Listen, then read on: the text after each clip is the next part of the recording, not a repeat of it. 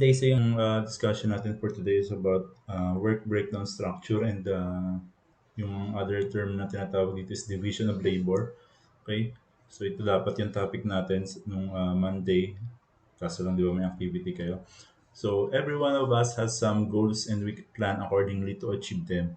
One of the effective ways to reach our goal quickly is to break down larger goals into realistic achievable steps. So yun, ito yung ayun, from the word itself, work breakdown or division of labor, 'di ba? So, sabi nga mas maganda yung sa listing thing, mas maraming magagawa yung marami rather than yung isang tingting lang, 'di ba? So, same dito.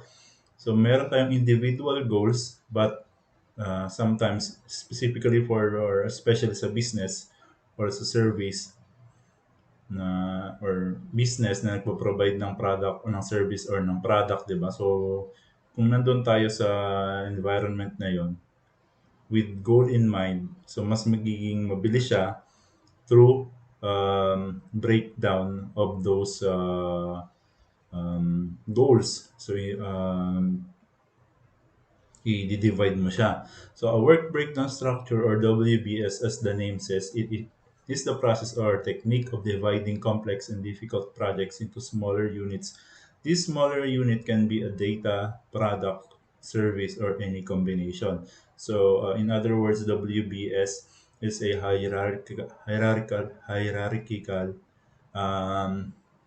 the composition of work that must be performed to achieve the objective. So pinaka familiar kayo I guess is yung sa ating organizational structure ng ating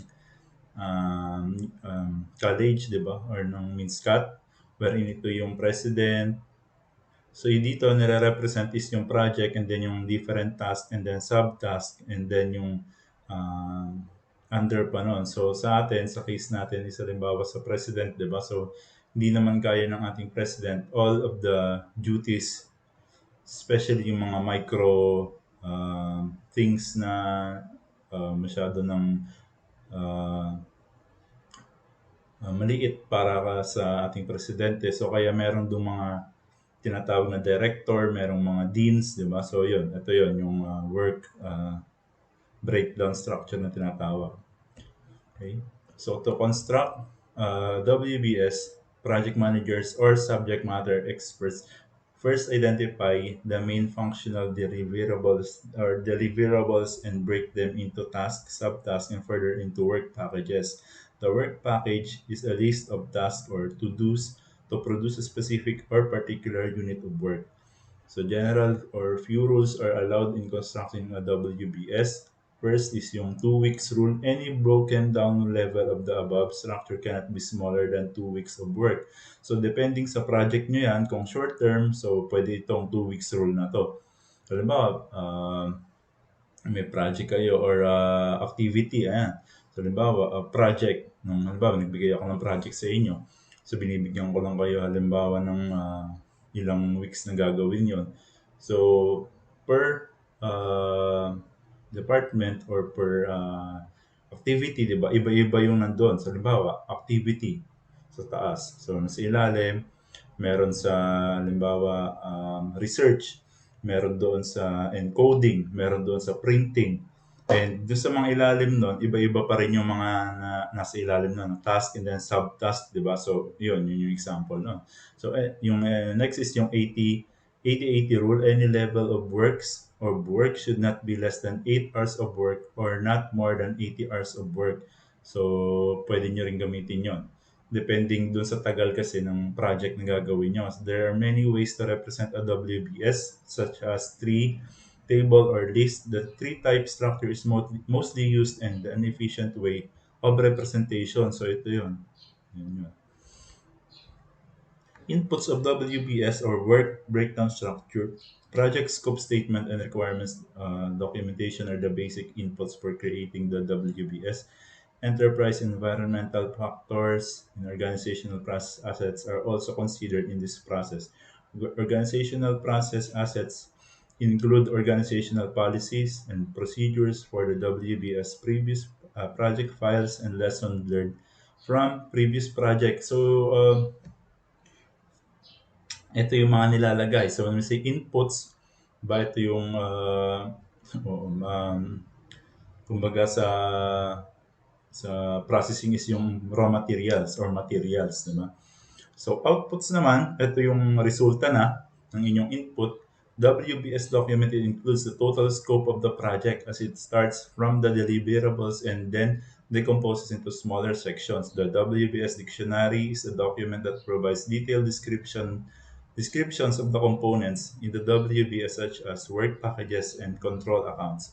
So project document updates, this include the requirement documentation of approved change request, and then scope baseline, the scope statement, WBS document, and WBS dictionary grouped together from scope baseline. So the advantages and importance of WBS: easy to define, organize, and manage the project, improves the efficiency of the project, helps estimate the resources required such as cost, time, staff, etc., easy allocation of resources based on the importance of the task and subtask, helps to set up milestones in the project, gives a better understanding of the project to the stakeholders, easy to identify potential risks in a given project, helps identifying communication points and formulating communication plan across the project team. So basically, when we do our work breakdown structure, is in terms of halimbawa small scale lang. So, kung halimbawa project and then kung sino yung mga naka-assign doon, hanggang doon lang. So, in terms of yung mas complex, mas marami na may kailangan na kayo ng mga project manager. So, depending dito sa project na gagawin nyo, much larger siya. But the work breakdown structure says or is the idea or the idea of WBS is breaking down the work or from the word itself, diba? Work breakdown or the task depending dun sa specific gagawin, specific goal ng isang tao or ng isang department kung mas malaki, di ba? For example, sa MINSCAT, ang ating president, di ba, or yung board of trustees, yung nasa taas natin, and then yung president, and then na may task per department. For example, may president tayo, meron siya mga vice president, depending doon sa kanilang task. Halimbawa, vice president for academic affairs, di ba? So, sa academic department siya. And then sa finance naman, okay, and then sa, I think administrative and finance, siya naman yung leader or in charge sa admin and sa financials ng buong school. Then we have the research and research, development and ano ang tawag nila? Extension. So yun naman, doon siya naka-assign. And, under ng mga yon, meron pa rin, di ba? So yun yung sinasabing work breakdown structure wherein different tasks and different goals are segregated or departmentalized to have an efficient work depending on their department. So yun. So thank you for listening and sana somehow kahit maliit lang na portion or at least meron ako naitulong dito sa subject natin, and other details will be posted sa ating stream. So stay safe, God bless, and thank you for listening.